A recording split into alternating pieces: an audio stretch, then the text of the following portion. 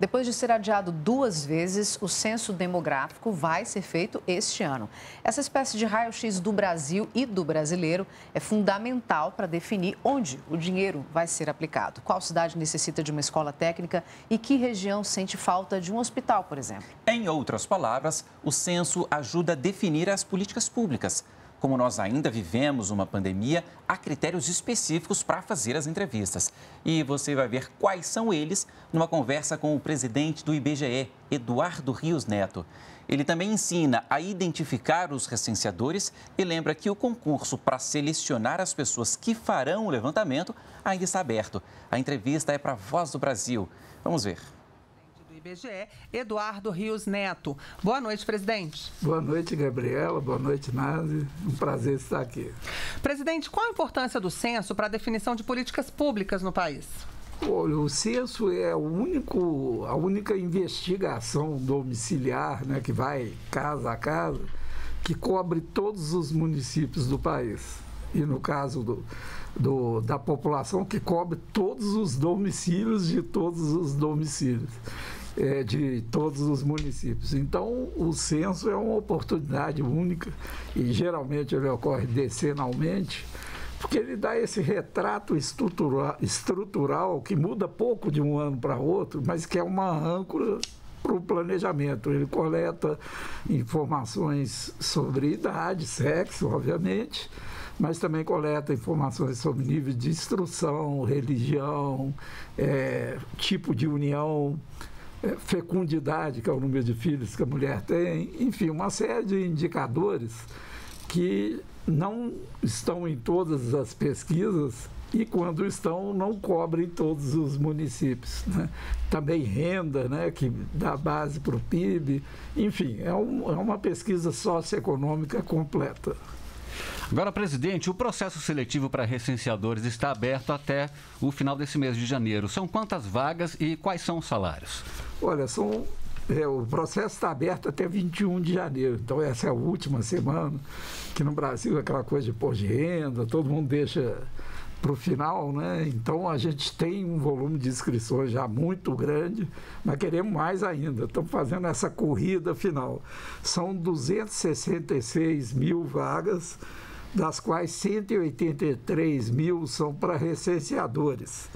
A vaga do recenseador, inclusive, como ela exige fundamental completo, ela cobre um público maior, né? Então, assim, a gente gostaria de ter muitos candidatos nos 5.570 municípios que a gente tem no Brasil. E essa remuneração do recenseador ela é muito variável. Tem uma tabela de simulação num site do IBGE que chama censo2022.ibge.gov.br, que aí a pessoa sabe em que região, em que município que ela está aplicando e qual o número de horas que ela trabalhará, e aí ela vai saber quanto vai ganhar. Então, essa é variável, né?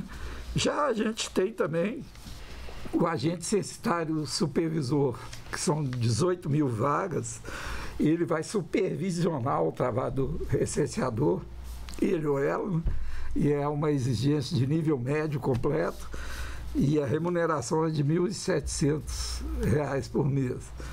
E tem 5.450 vagas, quase que o mesmo número de municípios, para o agente censitário municipal, que vai ser o coordenador geral da operação no município. Também é uma vaga temporária, claro que tem o quadro permanente do IBGE, dando cobertura, também exige nível médio completo e a remuneração é de R$ 2.100.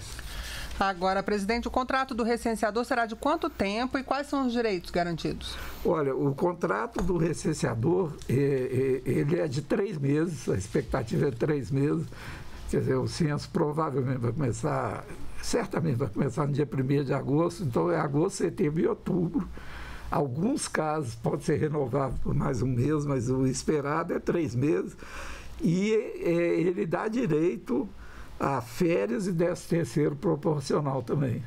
Então, o presidente do IBGE realizou testes para o censo em diversos municípios no ano passado. O que é que foi possível analisar com esses testes? olha, foi uma experiência única. Normalmente, a gente tem os que a gente chama de censo experimental, e nós fizemos o censo experimental em Poços de Caldas, Minas Gerais, né, que era uma cidade média, em 2019, na expectativa do censo em 2020. Com o adiamento, por causa da pandemia, 2 anos seguidos, 20, 21, nós retomamos e aproveitamos Paquetá, que é dentro do município do Rio de Janeiro, e fizemos, iniciando na Semana da Pátria, um teste em Paquetá, que foi tão bem sucedido, porque Paquetá tinha um grau de imunização maior da população, então permitiu a gente fazer em setembro, sem botar em risco.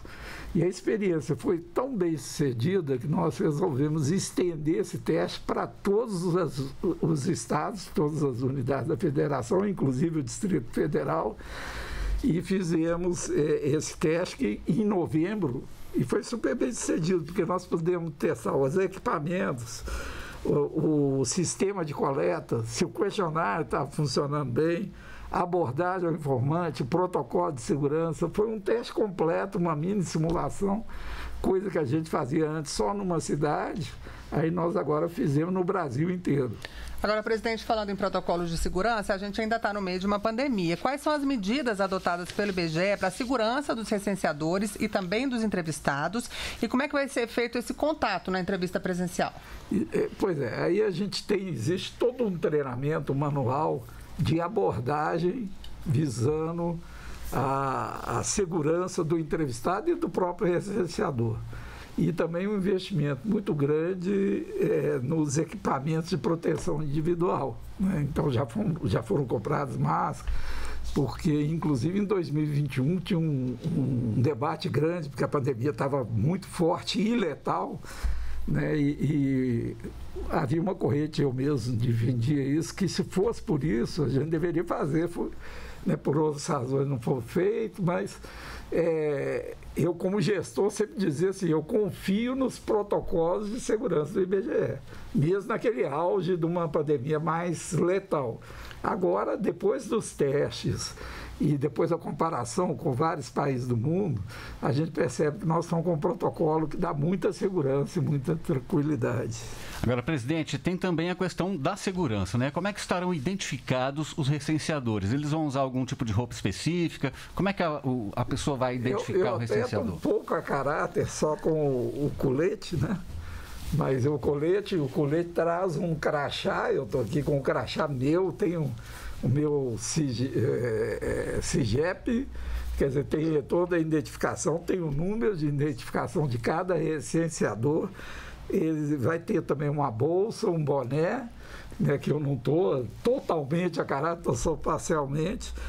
Para quem está nos ouvindo no rádio, presidente, é bom a gente esclarecer, né? O senhor está com colete escrito IBGE do lado esquerdo, do lado direito tem um visorzinho com um crachá. Com um crachá, e atrás tem o IBGE e tem um QR Code que a pessoa pode identificar. Além disso, ela pode pegar o número de matrícula e conferir a foto do crachá. Então, a ideia é dar ao recenseado, ao entrevistado, o maior grau de segurança, não só com relação à pandemia, mas com relação a possíveis golpes, etc. Era isso que eu queria ver com o senhor. O senhor falou desse QR Code aí no seu colete, no crachá. Se a pessoa que está numa casa e ainda assim não se sentir segura, ela tem como verificar a identidade do recenseador por meio desse QR Code? Tem como verificar e ela tem o número da matrícula e a foto. E ela tem como ir ao site do IBGE e fazer a conferência se é a própria pessoa que está lá. E sempre tem a opção de pedir para voltar depois também, né? É claro que o recenseador, o interesse, como ele ganha por produção, o interesse é rodar as casas o mais rápido possível, mas para a gente, a segurança do entrevistado é o mais importante. Agora, presidente, caso o morador não queira de jeito nenhum participar do censo de forma presencial, como é que ele pode fazer? Ele responde pela internet, por telefone? Como é que se dá esse processo? Ele tem que avisar o IBGE, o recenseador? Como é que acontece? O nós desenvolvemos, por causa da pandemia, e acabou indo além da pandemia, resolvendo esse problema de recusa que às vezes ocorre, pelas mais variadas razões, privacidade, insegurança, né? Nós desenvolvemos um modelo chamado que é um modelo misto de coleta. Então, o principal para a gente é o cara a cara, é o presencial. Mas, de todo jeito, o recenseador baterá todos os domicílios, porque o censo, a gente fala censo populacional, censo demográfico, mas, na realidade, ele é um censo domiciliar. A unidade que a gente conta principal é o domicílio. Depois você conta as pessoas dentro do domicílio e as características das pessoas dentro do domicílio. Então, uma vez... Você acompanhou aí ao vivo, portanto, a entrevista do presidente do IBGE, Eduardo Rios Neto. Ele explicou a importância do censo, lembrou que o concurso para selecionar os recenseadores ainda está aberto e falou sobre a coleta de dados em tempos de pandemia. A íntegra dessa entrevista fica no site da Rede Nacional de Rádio e o endereço está aí na sua tela.